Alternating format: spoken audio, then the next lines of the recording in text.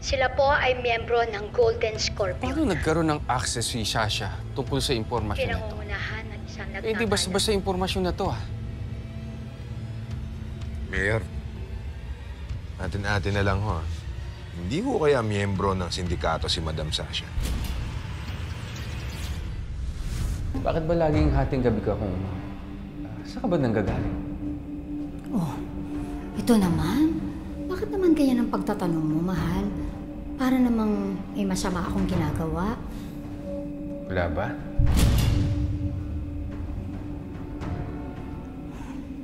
Good night.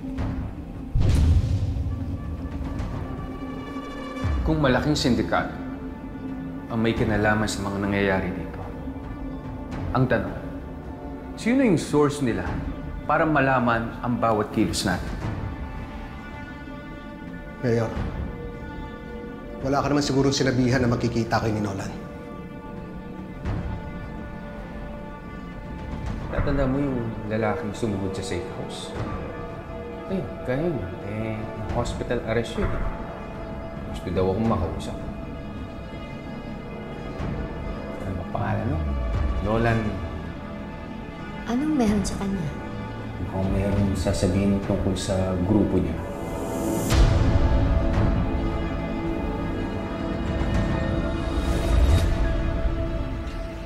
Ikaw na mismo nagsabi.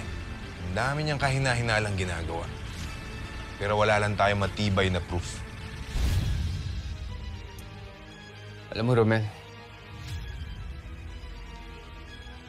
sana mali ka kasi kung magkataon, makakalabang ko ang asawa ko. At kung tama ka naman, aba, talagang sagad sa buto ang pagkawalang yan ni Sasha.